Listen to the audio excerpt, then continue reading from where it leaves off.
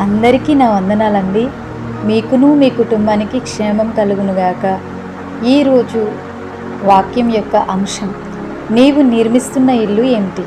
బాల్యం నుండి శ్రద్ధగా చదవకపోయినా ఒక వయసు వచ్చాక మనం ఏర్పరచుకున్న లక్ష్యాలకు తగినట్లుగా మనల్ని మనం మార్చుకుంటూ చదవడం, మంచి మార్క్స్ తెచ్చుకోవడం చేస్తుంటాం. ఇల్లు కట్టుకోవాలి అని అనుకుంటే అప్పటి నుండి తినడం మానేసి అయినా సరే రూపాయి పాపాయి కూడగట్టుకుంటూ ఉంటాం. పిల్లలు పెళ్లి చేయాలి, వారికి మంచి చదువు చెప్పించాలి అనుకుంటే వారి బాల్యదినము నుండే ప్రణాళిక కలిగి డబ్బును దాచడం చేస్తూ ఉంటాం. భవిష్యత్తులో ఎప్పుడు చేయవలసిన వాటికి ముందుగానే ప్రణాళిక వేసుకుంటాం. తినకుండా దాచుకుంటూ ఉంటాం, కొంచెం కొంచెం కూడబెట్టుకుంటూ ఉంటాం. కానీ ఎవరైనా మన యొద్దకు వచ్చి దేవుని సేవ చేయండి, పాటలు పాడండి, వాక్యం చెప్పండి, ప్రార్థన చేయండి అని అంటే, లేదండి దానికి ఇంకా సమయం ఉంది, మేము అందుకు సిద్ధంగా లేం, మాకు ఏమీ లేదు, మేము ఏమీ చేయలేం అని అంటూ ఉంటారు. భౌతిక పరమైన వాటి కోసమే అయితే ముందుగానే ప్రణాళికలు వేస్తాం, ముందుగానే దాచిపెడతాం, ముందుగానే సిద్ధపడతాం. అదే ఆధ్యాత్మికమైన వాటి కోసం అయితే మాత్రం ఇప్పుడే కాదు, ఇంకా సమయం ఉంది, ఇంకా మేము సిద్ధపడలేదు అని అంటూ ఉంటాం. ఏ లోకపరమైన ఇల్లు నిర్మించుకోవడానికి అయితే మనం ముందుగానే ఏవోవో కష్టాలు పడతాం. కానీ ఆధ్యాత్మికమైన మన దేహం అనే ఇంటిని నిర్మించుకోవడానికి మాత్రం సమయం ఇంకా రాలేదు, నేను ఇంకా అందుకు తగిన విధంగా ఎదగలేదు, ఇంకా మారాలి అంటూ సాకులు చెప్తూ ఉంటారు. అందుకే దేవుడు ఈరోజు అడుగుతున్నాడు మిమ్మల్ని ఒక ప్రశ్న.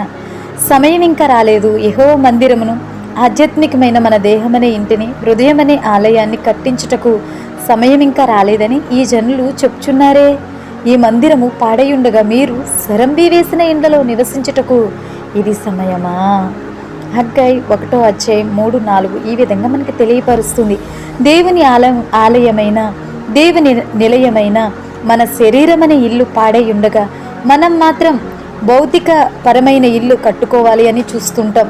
అంతగా ప్రయాసపడి ఎన్నో చేసినప్పటికీ కూడా మన జీవితం ఎలా ఉంటుంది అంటే, విస్తారంగా కష్టపడితే కొంచెమే లాభం వచ్చినట్లు, బాగా ప్రయాసపడితే ఫలితం శూన్యం అన్నట్లు, చాలని జీతం, అరకొర బ్రతుకులో సంతృప్తి లేకుండా, నెమ్మది లేకుండా, సమాధానం, హృదయంలో సంతోషం లేకుండా ఉంటుంది. కారణం ఏమిటి అంటే, పాడైపోయిన దేవుని ఇంటిపై ఆసక్తి లేకుండా మన శరీరమైన ఇంటిపై ఆసక్తి ఉంది. కాబట్టి నా మందిరం పాడై ఉండగా మీరందరూ మేము ఈ ఇండ్లు కట్టుకుంటకు త్వరపడుటకు చేతనే కదా.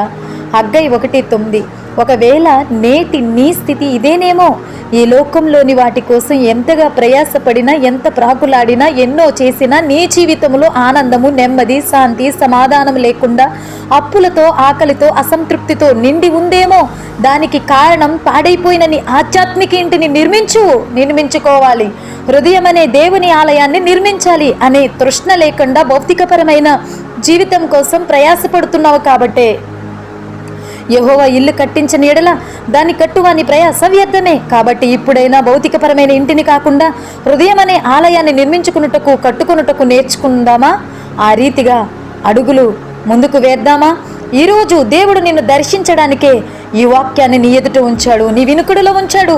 ఈ రోజైనా లోబడి నీ హృదయం అనే ఇల్లు కట్టుకోవడానికి సిద్ధపడతావా? ప్రియ సహోదరుడా, సహోదరి, దేవుని మాటలు వింటున్న నీవు సిద్ధపడు. ఈ కొద్ది వాక్యం మీ హృదయంలో ఫలింప చేయునుగాక. ఆమేన్. God bless you all. అందరికీ నా వందనాలండి. ఈ వాక్యం మిమ్మల్ని బలపరిచినట్లయితే లైక్ చేయండి, షేర్ చేయండి, సబ్స్క్రైబ్ చేయండి.